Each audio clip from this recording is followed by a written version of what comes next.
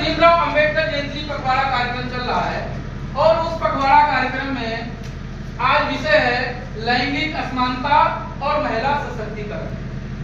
इस विषय पर आज हम लोग चर्चा करेंगे कि बाबा साहब डॉक्टर भीमराव अंबेडकर ने किस तरीके से लैंगिक असमानता को दूर किया और महिला सशक्तिकरण के लिए कैसे उन्होंने काम किया। 15 अगस्त 1947 को हमारा देश आजाद हुआ और अंतरिम सरकार का गठन किया गया। अंतरिम सरकार में पंडित जवाहरलाल नेहरू को देश का प्रधानमंत्री बनाया गया और बाबा साहब डॉक्टर भीमराव अंबेडकर को देश का न्याय मंत्री यानी कानून मंत्री बनाया गया। कानून मंत्री की हैसियत से 11 अप्रैल 1947 को उन्होंने देश की संसद में हिंदू कोड बिल पेश किया।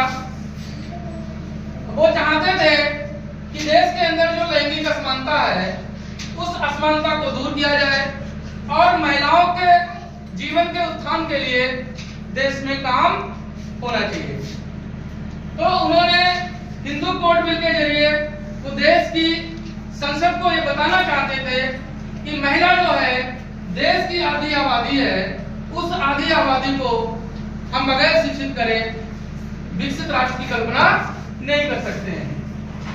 उन्होंने महिलाओं को शिक्षा का अधिकार दिया और वो ज्ञान के उन्होंने दो पहलू बताए कि ज्ञान को दूसरों की भलाई के लिए हासिल करना चाहिए और खुद को बेहतर बनाने के लिए उसे इस्तेमाल करना चाहिए। इस तरीके से जब महिला पढ़ी लिखी होगी तो वो अपने सारे अधिकारों को समझ पाएगी और सारे अधिकारों को समझ लेगी तो वो अपना विकास भी कर लेगी, क्योंकि महिला के कंधे पर दो परिवारों का भार होता है। एक महिला के पढ़ने से दो परिवार पढ़ लिख जाते हैं और दो परिवारों का उत्थान हो जाता है। महिलाओं को संपत्ति का अधिकार नहीं था। बाबा साहब डॉक्टर भीमराव अंबेडकर चाहते थे कि पुरुषों की संपत्ति पर महिला का अधिकार होना चाहिए। जब कोई पुरुष की मृत्यु हो जाती थी तो वो संपत्ति उसके परिवार को हस्तांतरित कर दी जाती थी, महिला को प्राप्त नहीं होती थी, इसलिए महिला को अपने पूरे जीवन कष्टों को उठाना पड़ता था। बाबा साहब डॉक्टर अंबेडकर चाहते थे कि जो संपत्ति पुरुष की है उसके पति की संपत्ति जो है वो उसकी पत्नी को मिलनी चाहिए ताकि उसका जीवन बेहतर ढंग से पूरा जीवन कर सके। मतदान का अधिकार बाबा साहब ने दिया महिलाओं को।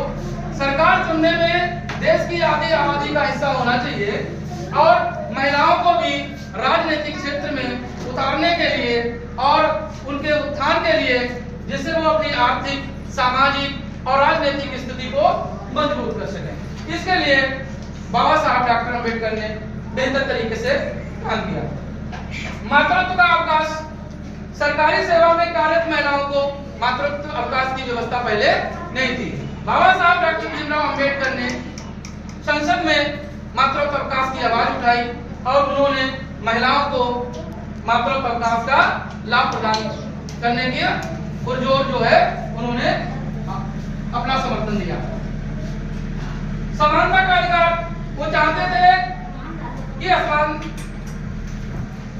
लैंगिक असमानता को दूर करने के लिए किसी भी व्यक्ति द्वारा लिंग, धर्म, जाति और स्थान के नाम पर कोई किसी से भेदभाव नहीं होना चाहिए, क्योंकि स्वाभिमान से जीवन जीने का हक सबको मिलना चाहिए। इस आधार पर बाबा साहब डॉक्टर अंबेडकर ने कहा कि अगर कोई व्यक्ति लिंग, धर्म, जाति, स्थान के आधार पर अगर कोई भेदभाव करता है तो उस व्यक्ति के मौलिक अधिकार का हनन करता है और वो व्यक्ति कानून की शरण में जा सकता है।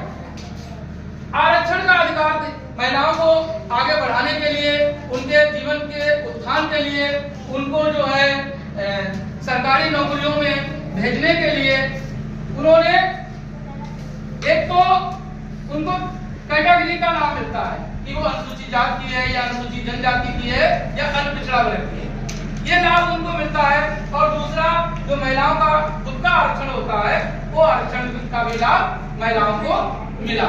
इससे महिलाओं के अंदर जो है जागरूकता पैदा हुई और उनको अपनी सामाजिक, आर्थिक और राजनीतिक स्थिति सुधारने का मौका मिला। और जब बाबा साहब अम्बेडकर ने इन सारे चीजों को संविधान के अंदर रखा तो महिलाओं को सारे अधिकार प्राप्त हो गए और एक महिला देश की मुख्यमंत्री भी बन सकती है, पढ़ लिखकर वो IAS अधिकारी भी बन सकती है, PCS अधिकारी बन सकती है, IPS अधिकारी बन सकती है, राज्यपाल बन सकती है, मुख्यमंत्री बन सकती है। और इस समय हमारे देश की महिला